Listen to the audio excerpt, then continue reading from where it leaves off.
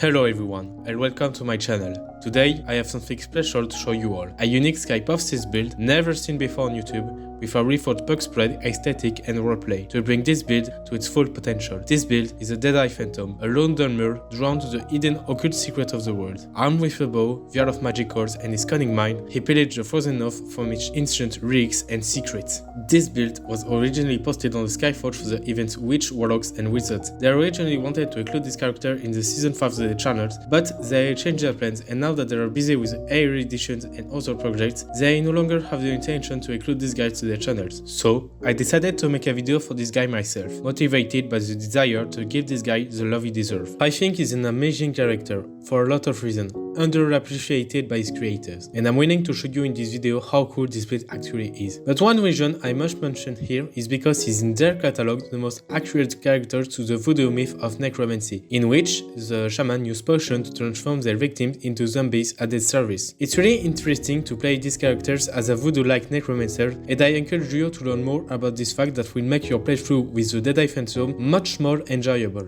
And now, let's jump into the backstory of the Deadeye Phantom. Here the story begins in the heavy ashford of Morrowind. Bands of rivers roamed the ashland, fighting for survival and dominance. The Deadeye Phantom was the leader of one such band, and at the time, his only goal was to keep his band together. Life was tough for rivers in the ashland, and most groups fell apart from internal squabblings of members leaving to find more promising prospects.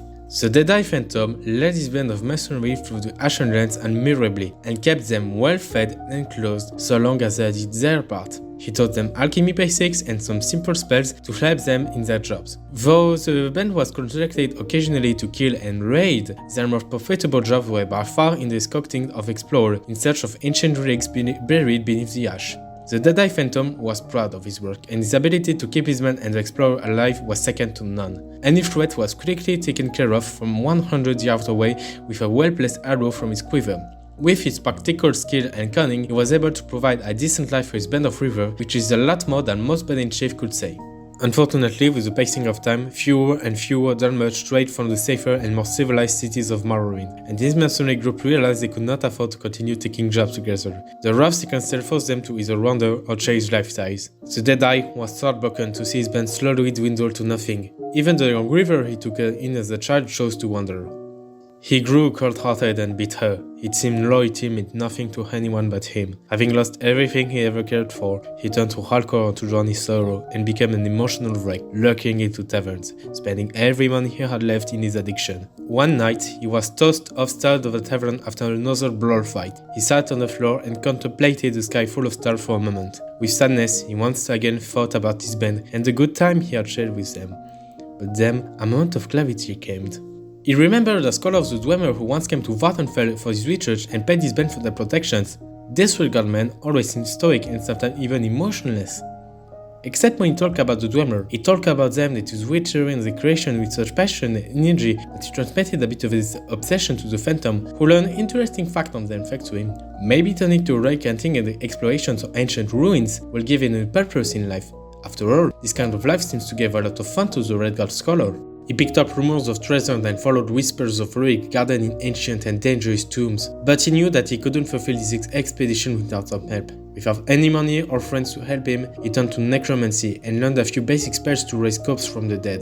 Dunmer wrote several prejudices against necromancy, especially in the Ashlands, and he knew that simply raising a few corpses from the dead would be enough to pay himself a one-way ticket to the shopping block. But the weekend authorities of Morrowind had better things to do than taking care of an old and powerless necromancer like him, and so he continues his expedition and learning of his sinister art unpunished. Eventually, the rumor led him outside of the borders of Morrowind and to Skyrim, where he found himself in an ambush set by the Imperial before being sent to Helgen to be executed.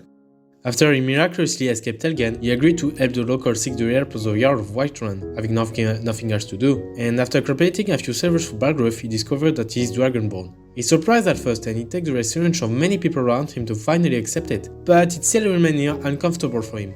He feels that these people who pretend to care about him only cares about his new power. He will never set the price again, and something tells him that these people are only nice to him by interest. So, he halts the main quest after killing Saloconir with Delphine, role-playing that the Dunmer reception is a scheduled event, several months away. He will use this time to prepare to face more dangerous threats, but also to pursue other interests. After his expedition in Bleakforge Barrow, he realized Skyrim could be the perfect place to learn necromancy. The frozen north is full of tombs and reasoned undead that goes unintended, and it's with no surprise that he found a lot of necromancers practicing the dark art, in secret or not. While he originally became a necromancer due to necessity, he decided to pursue this study, because the undead floor does the job better than any mercenary money can buy, and that without complaining or needing anything. He had thought about this for a moment, not sure if necromancy was a more reliable practice, but he quickly dismissed them. After all, these are just dead bodies the souls have already left, what they would need them for? They need nothing, never ask questions or complain about anything, and can be replaced anytime. Perfect warriors for a flawless leader. While he doesn't care about the prejudice regarding necromancy, he still takes the time to dismiss this flaw outside of cities with his dagger, because wandering with them running and fixed out town folks could get him into trouble with the authorities. So the Deadeye Phantom has a simple but versatile gameplay, being a mix between a necromancer and a sneak archer. He raises his summon and lets them and Serana lead the charge, while he supports them with his bow and poison from the backseat. But he can also rely on kills with the dagger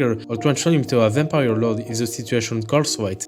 Realizing that he's growing old, he gladly accepts Archon's gift of immortal vampire blood, seeking the power and knowledge that would allow him to fulfill the expedition he wants to make in the vile caravan of Skyrim. However, he realized it was a huge mistake after the failed assassination attempt against him while he was in mission to restore the power of the Blood Chalice. He's not safe here, so, after he slayed Archon and obtained the Ring of the Erudite, he leaves Castlewalker and never come back again. His only point of contact with the clan is Serana, who becomes his permanent follower. Serana is one of the best followers in the game, both effectively and as a traveling buddy. She synergizes well with the Deadeye Phantom. She can heal herself with Rampage Drain, she has a powerful Ice Pack spell that deals massive damage to enemies, and she's a necromancer, just like you. So, when you fight with her at your side, she has the possibility to raise an extra summon from the dead, bringing the grand total of your party to 5. But I found more alchemy between these two than just gameplay efficiency. Two vampire necromancers who have been abandoned by their loved ones because of circumstances they didn't have any power on. They both suffered and are cynical and hateful. They despise the vampire clan and have no place to call home or group to call family. With everything they have in common, they create a really strong relationship. And in the Frozen Land, where the Deadeye Phantom is always annoyed by people who seek his favor for being a Dragonborn, she seems to be the only one who truly cares for him. The only one who can reason with him and motivate him to fight for the common good. You will complete other questlines such as the College of Winterhold, 5th Guild and Dark Brotherhood at the same time, role-playing that the money gained in his illegal faction is used to pay for his studies at the college. But other relevant side quests include the Wolf Queen Awakened, the Pale Lady, Forbidden Legends, Blood on Ice, Silent Tongues, and the Siege on the Dragon Court. His interest into ancient ruins turned into a dark obsession. While originally inspired by the Dwemer scholar he met during his time with his fallen band of River, he isn't really interested by the Dwemer. He still takes opportunities to plunder their ruins and steal their artifacts such as the Black Bow of Fate, but they are never a priority for him. He's much more interested by Nordic ruins, but most importantly by the Daedric Prince and their artifacts. These are very unique items that, in addition to the extraordinary powers they have, exist outside the bound of Mundus. The first one he comes across is Azura's Star, a unique soul gem that can be used over and over again without never being blocked, but can only absorb white souls. After hearing a pilgrim he encountered on the road talk about the shrine of Azura the Dark Elf built when they arrived in Skyrim, he decides to investigate and is tasked by a priest of Azura to retrieve a star from a group of necromancers in a drowned fort on the shore of Lake Ilinalta, who took it to lead unholy experience on it. After retrieving it, he either has the choice to bring it back to the shrine of Azura to root out the necromancer who now resides in the star, or bring it back to Nelakar in Winterhold so he can erase him from existence and divide the star from Azura's influence. Seeing more interest in human souls, he decides to bring it to Nelakar to successfully corrupt the artifact, making it only able to absorb black souls. This little adventure will let him with a lot of thought, and he thinks a lot about the possibilities that now opens to him. In his research, he has determined that the Daedric Princess relocate the artifact when the current carrier dies, or when they feel the need to have the champion killed off and replaced. If he could trick the Daedra, keep them in a gridlock, playing off their rivalry, he will never need to surrender this artifact and never see them fall into someone else's hands. One thing that bothers many Skyrim players is the fact that you can literally become the champion of each Druid princes, even those that are sworn enemies to each other. However, with a different roleplay approach, we now have a reason for this. Imagine the implication of sacrificing someone to Boethiah by killing them with the mass of Moloch Ball. Suddenly, it's no longer a sacrifice, but a challenge. Boethiah appears and says, "You have caught my attention, mortal." This Druid prince couldn't resist the opportunity to one-up a rival and wasn't about to have the last laugh. The Deadeye Phantom plays on the Deadeye rivalries with tricks like this to force their hand. Some other roleplay moments can include wearing the Ebony Mail to acquire Vorontsov from Malakoth, wielding Dawnbreaker when acquiring the Mace of Moloch Ball, or helping Sinding during the quest Heal Made by Moonlight to get the Ring of Hircine, and then returning to the cave and kill him with the Wabajak to get the Savior's Sword and remind Hircine of his humiliating defeat against Sheogorath. Relationships between judges are complicated and nebulous, and there are not very many clear cult rivalries. However, it is not too much of a stretch to imagine that you don't like getting shown up, so use the artifact during this mission whenever it's possible. In addition to the prestige and power this artifact brings to him, it's also a twisted way for him to deal with the loss of his previous band. After all, if he's able to trick deities behind the corporation of mortals to do what he wants them to do and get away with it, that must certainly mean he did great as a leader of Normal River. He treats his grief and remorse in a very unhealthy way, and his actions against the Deadrick princes are the cause of many consequences, both for others and himself. But for now, the power this artifact brings to him allows him to fulfill his destiny as Dragonborn. Now the list of spells and shout. For spells, the Deadeye Phantom will use Alteration and Conjuration spells. From Alteration, he will use Iron Flesh for extra defense. From Conjuration, he will use Sword Trap, Death Thrall, and the lesser powerful variant of this spell, Dread Zombie. Note that Death Thrall only works on humanoid, so Dread Zombie become handy when you only have animals to reanimate or if you don't have the time or magicka necessary to cast Death Thrall. He can also rely on various Atronachs if he finds himself in a place where there isn't any corpse he could reanimate, like Apocrypha or the Soul Cairn. For Shout, he will use Drain Vitality, Whirlwind Sprint, Aura Whisper, Stormcore, and Soul Terror. For his outfit, the Deadeye Phantom will wear exclusively pieces of clothing to create a unique combo called Phantom's Garb, which is composed of the Monos Hat, Master Robes of Conjuration, and Fairline Boots. It definitely looks like something a sinister vagabond from the desert of Morrowind would wear. The dirt on the robes and boots really represent well the personality of the character, and the hat, in addition to looking mystical, let the iconic pointy ears of the Dark Elf out. I really love how this character looks.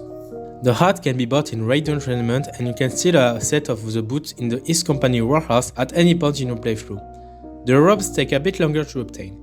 To get them, you will need to level the Conjuration skill to a point where you will be able to unlock the Master Conjurer's perk, and then Finn's Dresser from the college will start selling these robes. For auxiliary gear, he will use the overpowered Ring of the Erudite and an amulet of fortified archery. For his weapon, the Deadeye Phantom will carry the unique and powerful Dwarven Black Bow of Fate, found in Kangurmez in Source Time. Acquiring an item like this is challenging for a character like the Deadeye Phantom, but thanks to his skill and cunning, he has the capacity to pave his way to this treasure. It has an extremely powerful enchantment that gives each arrow a 50% chance to absorb stamina, health, or magicka, which will be extremely useful for this character since none of these naturally regenerate in the daylight when you're playing as a vampire. He will also carry the unique dagger Nittlebane found during the quest The Blessing of Nectar, for two reasons.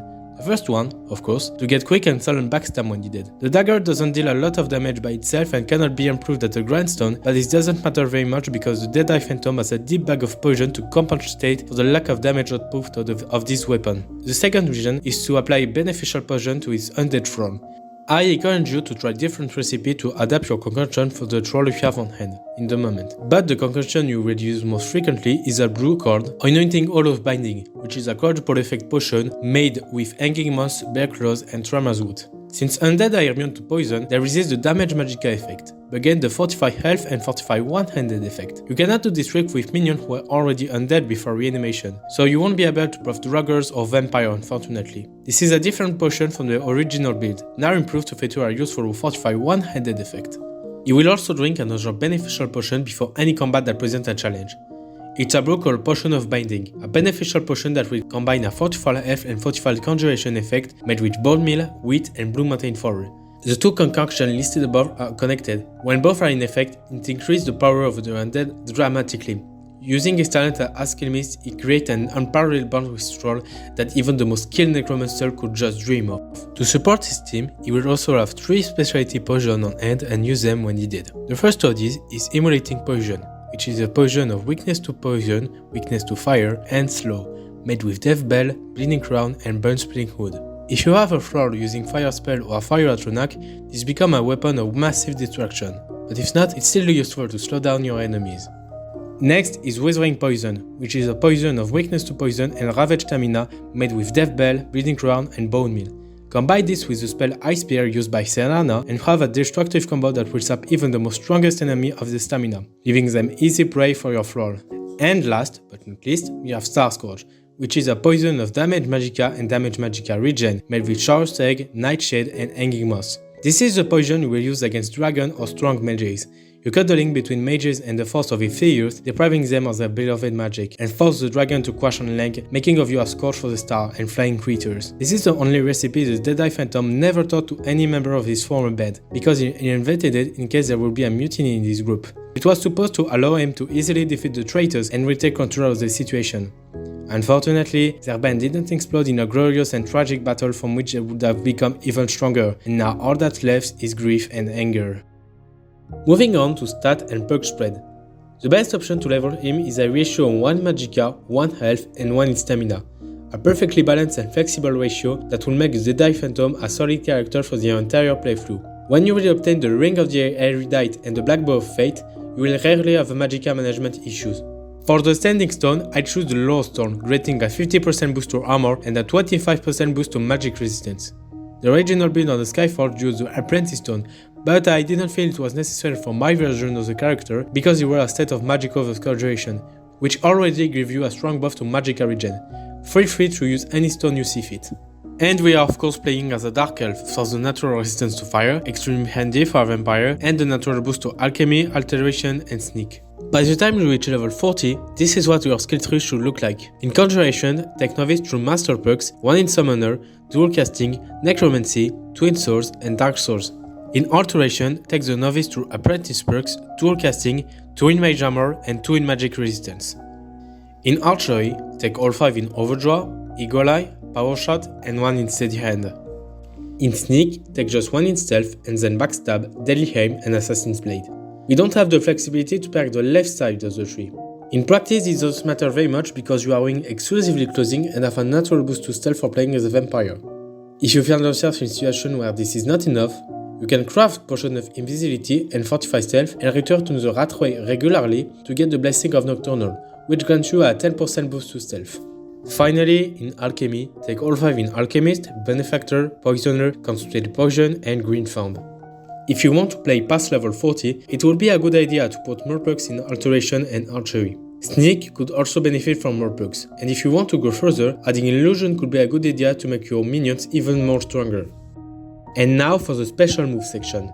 Special moves are a combination of spells, potions, shout and other power to create unique abilities unique to a character. For the Deadeye Phantom, we first have Grave Pact Ritual, which is a combination of an Undead Thrall boosted by drinking a potion of binding before raising them, and then boosting it even more by applying an Hunting All of Binding on them. This will boost the power of your undead minion like crazy and allow you to overcome enemies like Dragon Beast that are capable of turning them against you.